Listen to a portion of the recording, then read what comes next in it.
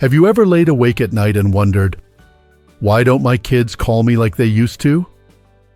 Or maybe you've sat in your favorite chair on your birthday, hoping the phone would ring just once, and it didn't. If that's ever happened to you, you're not alone. And more importantly, you're not to blame.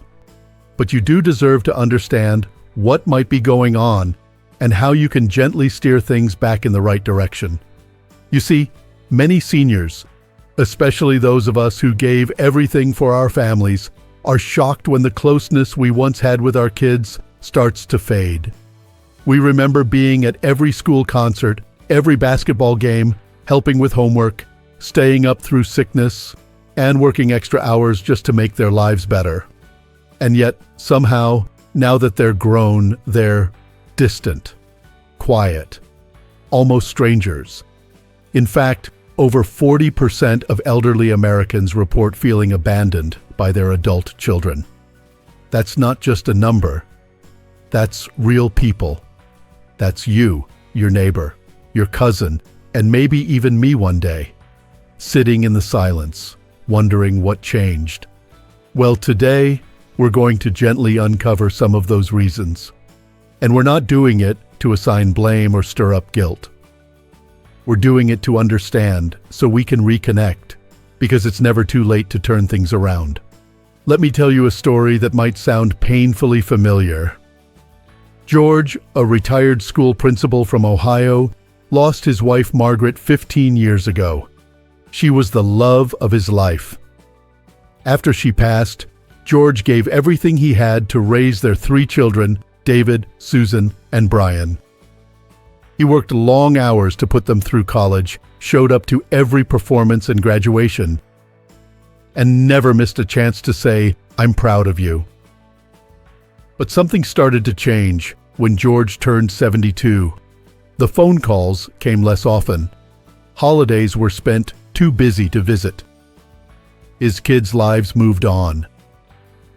He made excuses for them, of course. David had his law practice. Susan had a family of her own. Brian had just relocated for work. George understood. He always understood. But on his 78th birthday, George cooked a full dinner and set the table for 4. He even bought himself a little cake, 1 candle, and then he waited and waited. No one came. No one called. No one even texted. And that night, as he sat alone blowing out that single candle, George realized something that cut deeper than any loneliness ever had. Somewhere along the line, he had lost his children, and he didn't understand why.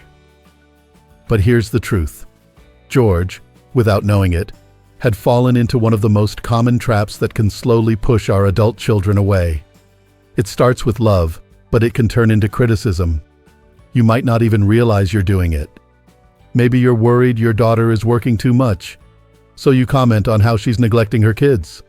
Maybe your son married someone you don't approve of, and you remind him, every chance you get, what you would have done differently. Maybe your grandchild is struggling in school and you say something like, "If it were me, I'd never let my kid fall behind." It comes from a place of concern. It comes from love. But to your children, it sounds like judgment.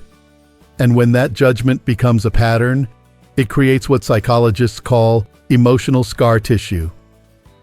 The kind of wounds that build up over time until eventually they stop calling. Not because they don't love you, but because it just hurts too much. Take Carolyn, a 74-year-old grandmother from Florida. She couldn't understand why her daughter Laura only called once a month, and only for 5 minutes at a time. Carolyn would hang up feeling more confused than ever. But the truth was, every conversation turned into a critique. Laura's parenting style was too soft. Her job wasn't impressive. Even her husband's career was nothing to brag about. But the final straw came when Carolyn criticized how Laura was handling her son's learning disability. That night, Laura decided she couldn't keep subjecting herself to the judgment. And just like that, another wall went up between parent and child. So how do we avoid this? Family therapists suggest using something called validation before opinion. It's simple. Before offering any advice or criticism, take a moment to validate. Say something like, "I can see how hard you're working," or "I know you're doing your best with what you have." Then ask yourself, quietly, is my opinion really necessary here? Or do they just need to feel accepted? Because most of the time what our kids want isn't advice. It's connection. It's knowing we're on their side, no matter what. That brings me to another behavior that often goes unnoticed but can do just as much harm: ignoring boundaries. Have you ever let yourself into your child's house without asking? Or called them 5 times in a row when they didn't pick up? Maybe you dropped by with food or gifts when they were clearly busy thinking, "It's my child, I have the right." Franklin, a 76-year-old retired accountant, used to do this with his son, Mark. He thought he was being helpful, checking in, rearranging the furniture when it looked off, giving parenting tips to Mark and his wife. But what he saw as loving involvement, Mark saw as constant intrusion. One day, Mark changed the locks. Visits were moved to restaurants or coffee shops. The message was clear: "You're crossing a line." And it devastated Franklin. But again, it wasn't about hate or ungratefulness. It was about boundaries. Our adult children, just like us, need space, privacy, and respect. And when they don't get it, they start to pull away. So how do we fix this? Start small. Ask, "Is this a good time to talk?" before launching into a conversation. Never show up unannounced. Don't offer advice unless it's been asked for. And most importantly, accept that your children, yes, even your children, have the right to make choices you disagree with. Because respecting boundaries isn't about stepping away. It's about being invited in again and again on healthy, respectful terms. You might be thinking right now, "But I didn't mean to push them away. I was just trying to help." And that's exactly why we're having this conversation. Not to dwell on regrets, but to bring light to patterns we can change, starting today. Because whether you're 60, 70, or 85, the truth is, it's never too late to reconnect. And your children, deep down, still want that connection too. Now, sometimes, it's not just what we say or how often we show up. It's how we try to hold on to our children's attention that ends up quietly pushing them away. And this can be one of the most painful truths for any parent to face. Let me ask you gently, have you ever exaggerated something just to get your child to notice you? Maybe said something like, "I guess I'll just sit here all alone while you're out having fun." Or hinted that your health is worse than it really is? It may seem harmless. But this is the third reason many adult children distance themselves from their aging parents: emotional manipulation. It doesn't always look dramatic. Often it's subtle. A guilt trip here, a little exaggeration there. But over time, these patterns build something psychologists call cry wolf syndrome. At first, your children may drop everything to check on you. But after a few false alarms, their trust erodes. They start to doubt. And worst of all, when you finally do need real help, they may not respond because they're emotionally drained or simply no longer sure what's real. Helen, a 75-year-old widow from Chicago, loved her son Thomas more than life itself. When he stopped calling as often, she panicked. She began leaving voicemails that hinted at health scares, an irregular heartbeat, a dizzy spell, a fall that didn't actually happen. Thomas rushed over every time. But after a while, the stories didn't add up. One day, when Helen truly did fall and break her hip, Thomas didn't answer. He thought it was another guilt trip. Helen now lives in a nursing facility, and Thomas only visits on major holidays. It didn't have to end up this way. And it doesn't have to for you either. Instead of using fear or guilt to connect, try honesty. Try vulnerability.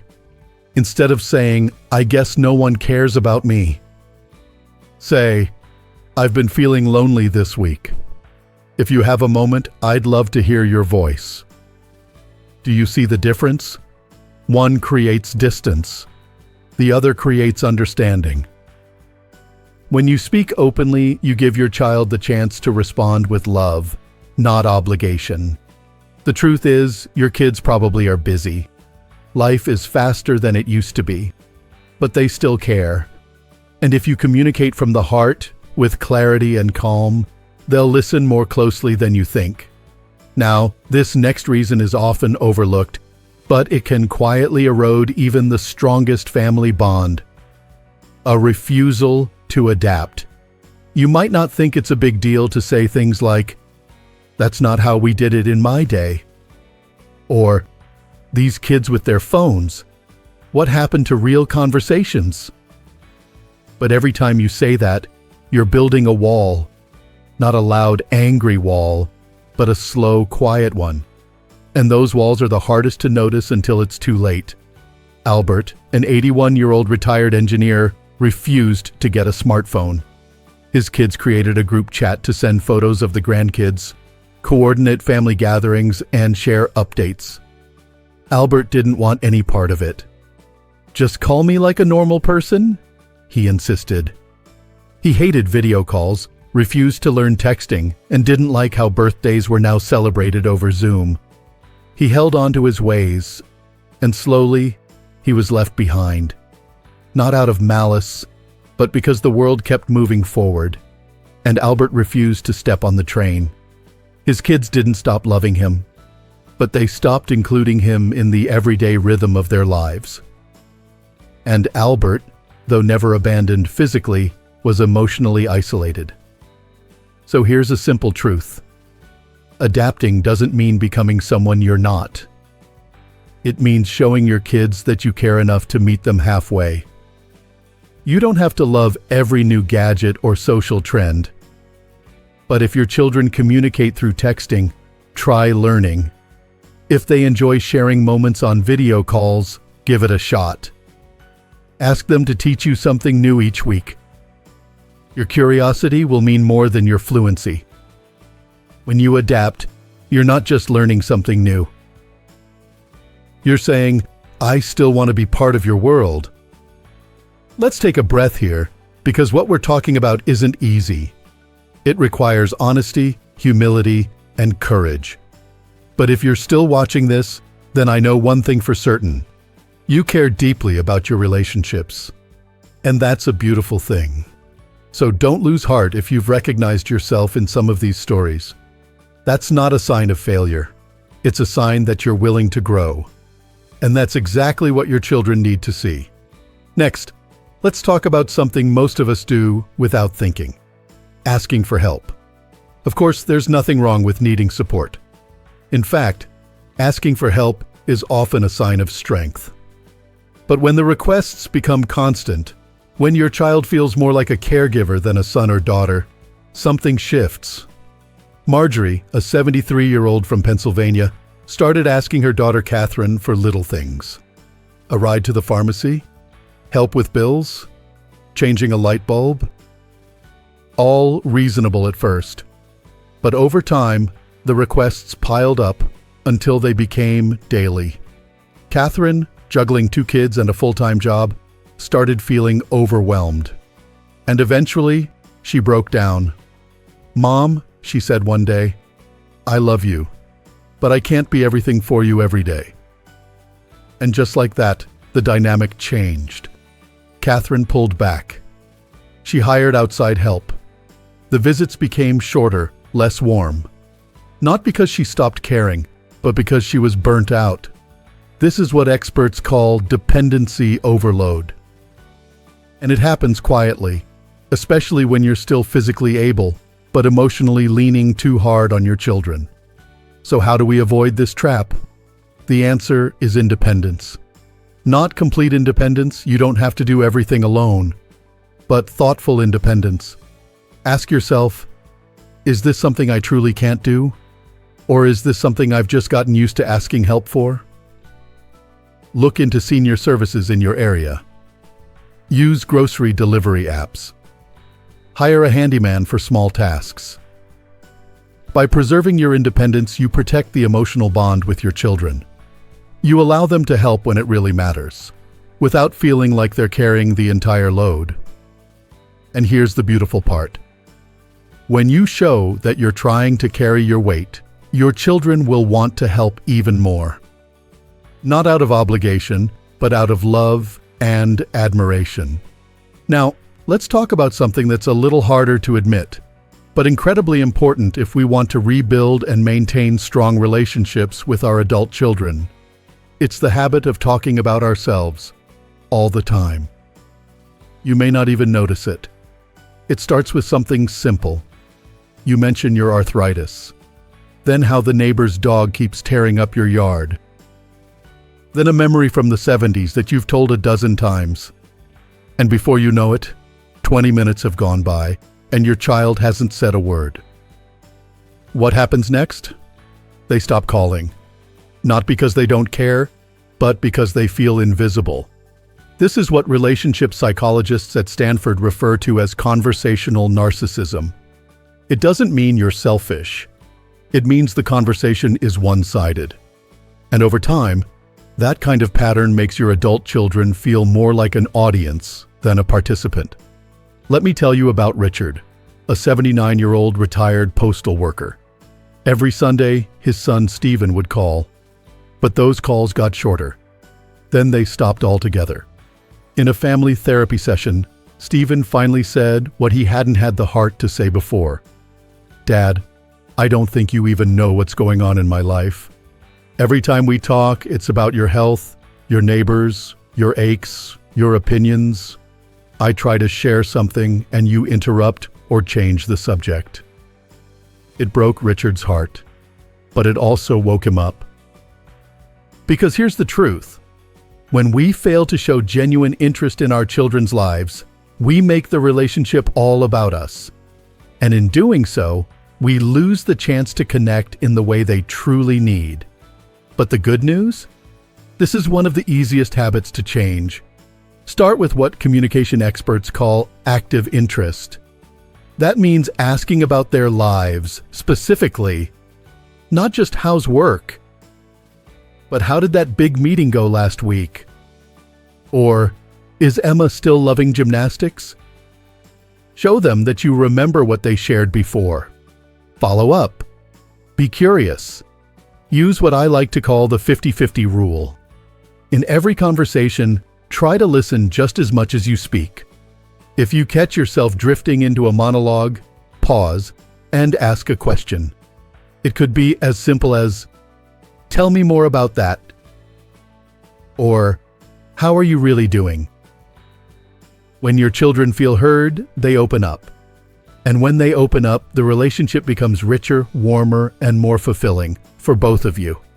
So now we've walked through all 6 reasons why adult children often begin to distance themselves. And none of them come from a lack of love. That's important to remember. These reasons, criticism, ignoring boundaries, emotional manipulation, refusal to adapt, excessive dependency, and self-centered communication, are often unintentional. They're habits that form over time, usually from a place of love, concern, or even fear. But now that you've seen them clearly, you have the power to change them. You don't have to be like George, who waited by the phone with a cake that no one came to share. You can be like Edward. Edward is an 82-year-old former business owner from Colorado. A few years ago, he started noticing that his kids, once so close, were growing distant. He could have blamed them. He could have shut down. But instead, Edward did something rare. He looked inward. He started asking himself the hard questions. Am I supporting their choices or criticizing them? Do I respect their time and privacy? Am I being honest or using guilt to get attention? And with every question, he found opportunities to change. He got a smartphone. He learned to text, even used emojis. He stopped offering advice unless it was asked for. He signed up for grocery delivery so his daughter wouldn't have to run errands for him. He started asking his grandchildren about their favorite books and YouTubers, even if he didn't understand half of it. And slowly, something amazing happened. The distance began to shrink. The phone rang more often. Sunday dinners came back. His grandchildren started video calling just to say hi. And Edward, now 86, feels more connected than ever. Why? Because he showed them something powerful. He showed them that even in old age, he could grow. He could adapt. He could love them in the way they needed, not just the way he'd always known. And so can you. Don't let fear or pride keep you from the love that's still waiting for you. If you saw yourself in any of these habits, don't beat yourself up. Just breathe. You're human. And it's never too late to soften your approach, to reach out differently, to rebuild the bridge. Today is a new day. You can start fresh with one small change, a softer tone, a validating word, a little more curiosity, a little more space. These simple things add up to something beautiful, connection. And connection is what makes these years golden, not just in name, but in experience. So if any of this touched your heart today, leave a comment below. Which of the 6 signs surprised you the most? Or which one have you already started to work on? Your story might help someone else feel less alone. And if you want more content like this, real, honest, and hopeful, please hit that like button and subscribe to our channel, Strong Elderly Life. We've got more videos coming that'll help you feel stronger, wiser, and more connected, no matter your age. Because you're not done growing. You're just getting started in a new chapter. And trust me, it can be a beautiful one. Here's to love. Here's to family. And here's to living your best life at any age.